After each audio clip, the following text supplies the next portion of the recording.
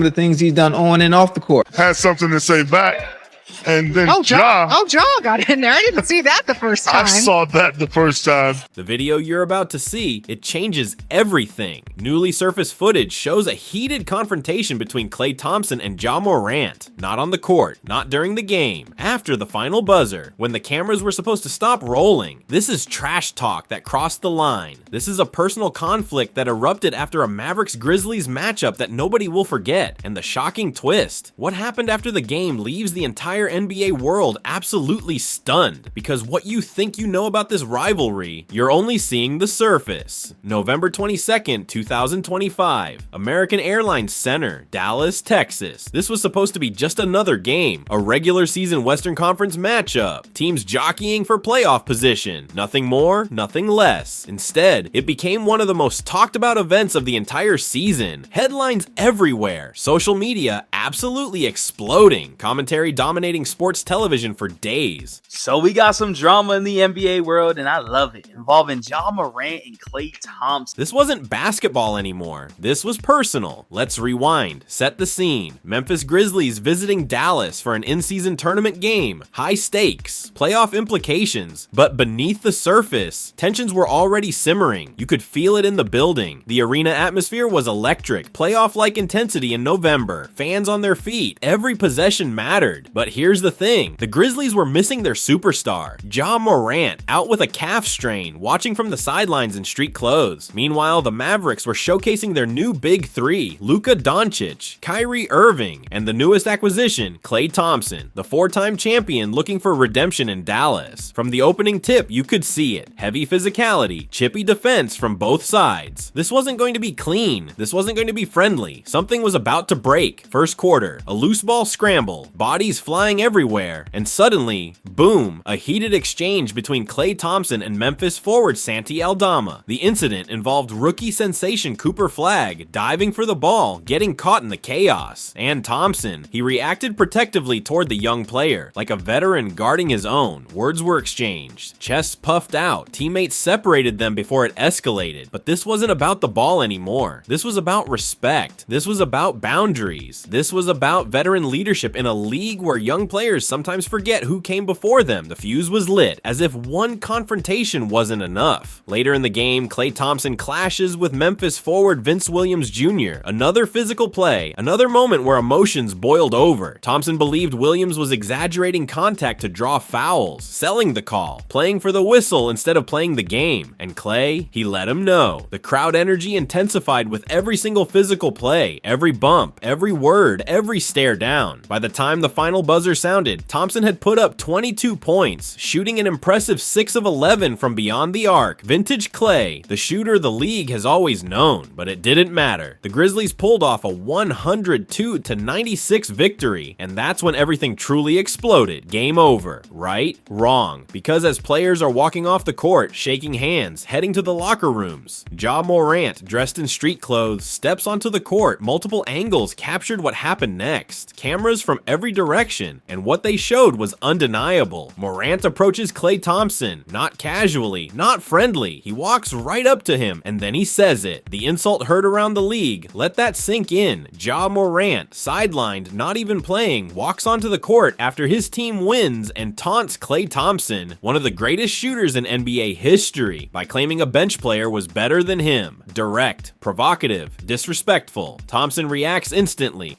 So Ja Morant, during Kim Spencer's post-game interview, he goes, "Tell him who's the best shooter in the house." It wasn't bro from Golden State. The Grizzlies did play the Dallas Mavericks, which he's talking about Klay Thompson. He's throwing the shot, right? And honestly, I don't see nothing wrong with it. He swats Morant's hand away, not backing down, not walking away. Teammates rush in, security swarms the area, bodies everywhere, trying to separate them before fists start flying. But the damage? Already done. Look at Morant's body language in that footage. Aggressively confrontational. emotional. Chest out, pointing, taunting. And Thompson, he refuses to back down. 13 years in this league, championships, injuries, comebacks. He's earned his respect. You can see younger players like Cooper Flagg and Cam Spencer watching from the sidelines, confused, shocked. These are two generations of NBA stars colliding in real time. And he's been running his mouth for a long time, and it's funny to run your mouth when you're on the bench. It's kind of the story of his career so far, just leaving us wanting more. You know, we all want to see him out there and do his best, but he's just been letting a lot of other stuff get in the way of that. But this incident revealed something deeper. Issues related to respect in today's NBA. Issues related to maturity. Issues related to what this league's culture is becoming. And Klay Thompson, he wasn't about to stay silent. What happened next shocked everyone even more than the confrontation itself. Klay Thompson sat down for his post-game interview, and he unleashed. He spoke with the weight of a 13-year career, with the authority of someone who's suffered devastating injuries and fought his way back, with the credibility of 4 championship rings. We need that in the NBA. We need our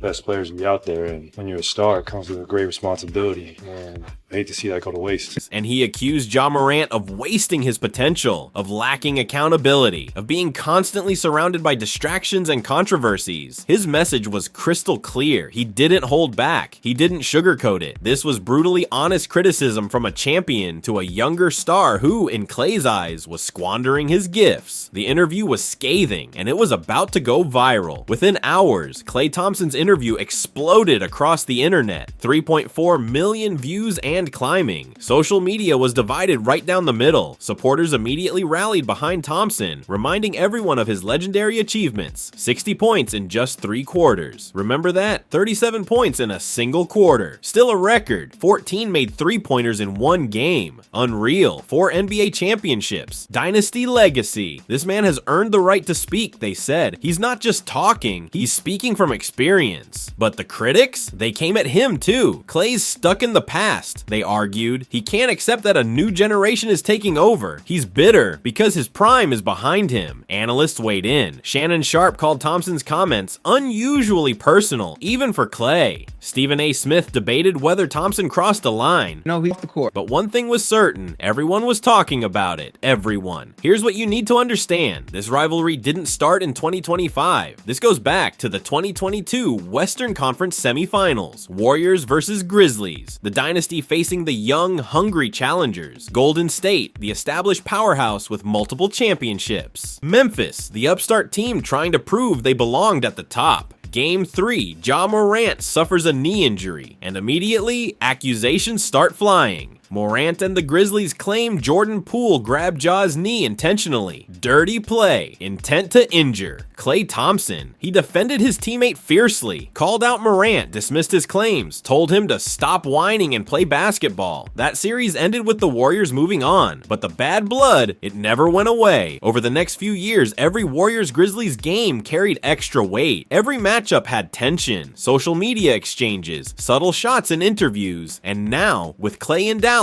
and Jay leading Memphis into a new era, the rivalry found new life. To understand why this moment matters so much to Klay Thompson, you have to understand his journey. A CL tear, career-threatening injury that would sideline him for over a year. But before he could even return, another devastating blow. Achilles tear, another year gone, 2.5 years away from basketball at his peak. Most players don't come back from that. Most careers end right there. But Klay, he fought back. He clawed his way onto the court again. He proved the doubters wrong. And then came 2024. The offseason that changed everything. The Warriors, the team he bled for, the franchise he helped build into a dynasty, they didn't commit to him. Contract negotiations fell apart. It felt like betrayal after everything he'd sacrificed. So he left, joined the Dallas Mavericks. A chance for reinvention, a chance for renewed purpose with a new contender. But more than that, Klay assumed a new role, a mentor, especially with rookie sensation Cooper Flagg coming to Dallas. His protective reaction during the Memphis game, that wasn't just about basketball. That was about his new identity as a veteran leader guiding the next generation. It just doesn't, I mean, you got to get a little lucky in this league, I've learned too. Like, you got to get some breaks with injuries. I mean, Paul and I have been through it, but just lucky to still be going for 5. Like, when I say that, I have no complaints. Like, I'll do it all over again. And when Ja Morant disrespected him after that game, it hit differently. Now let's talk about Ja, small town South Carolina kid. overlooked by major programs, ends up at Murray State, a mid-major school nobody was watching until suddenly everybody was watching. Explosive athleticism that defied physics, highlight reel dunks, fearless drives to the basket, a motor that never stopped. The Memphis Grizzlies took him second overall in the 2019 draft, and immediately he became a franchise cornerstone, Rookie of the Year, All-Star selections, one of the most exciting young talents in the entire league. Ja Morant was supposed to be the future, the next face of the NBA, but then the controversy started. Morant is accused of punching a 17-year-old during a pickup basketball game at his home. Investigation launched. Bad headlines. Then, a confrontation with a mall security employee. More questions about his judgment. A laser pointer incident involving Indiana Pacers traveling staff at FedEx Forum. Morant's friends allegedly involved. More trouble. And then came the incidents that really shook the league. March 2023, Ja Morant goes on Instagram Live, holding a gun in a nightclub. The video goes viral. The league suspends him for 8 games. You'd think he'd learn. You'd think that'd be a wake-up call. But just months later, another Instagram video, another gun. This time the league comes down hard. 25-game suspension. That wasn't mine. It's not who I am. I don't condone any type of violence, but I take full responsibility for my actions. Made a bad mistake, and I can see the image that I painted over myself with my recent mistakes. But in the future, I'm gonna show everybody who Ja really is, what I'm about, and change this narrative. And then 2025, a heated argument with his own coaching staff leads to a 1-game suspension. Every single time there are questions about reliability, questions about maturity, questions about whether Ja Morant can be the leader Memphis needs him to be. His talent has never been in question, but his decision making, his judgment, his ability to stay on the court and out of trouble, that's a different story. So when Klay Thompson spoke out after that confrontation, it wasn't coming from nowhere. Thompson speaks from years of hardship, from accountability, from championship culture where everything matters on and off the court. He believes Ja Morant is wasting his gifts through irresponsible decisions, that the controversies and suspensions are robbing the world of a generational talent. I'm a dog. I put work in day out. I've been putting work in, man. I ain't played a game in 8 months. Had a lot of time, learn myself. A lot of hard days, where I went through it. But, basketball is, my life, what I love, therapeutic for me. And I'm just, excited to be back. In his post-game interview, Thompson said it plainly. Translation, you have the talent, you have the platform, you have the opportunity, but you keep getting in your own way. As of November 23rd, 2025, the NBA is still reviewing the incident. Will there be fines, suspensions, additional discipline? Speculation is rampant. Every sports media outlet is covering the story. ESPN, Bleacher Report, The Athletic. Everyone has an angle. Everyone has an opinion. The league office is under pressure to respond, to set a precedent, to send a message about post-game conduct and respect between players. But as the hours tick by, the question remains, what happens next? Here's the thing, this isn't just about trash talk. This isn't just about 2 players who don't like each other. This represents competing visions of NBA culture, past champions versus the new generation, earned respect versus instant celebrity, discipline and sacrifice versus raw talent and confidence. Klay Thompson looks at Ja Morant and sees wasted potential, a player who could be great, but who keeps sabotaging himself.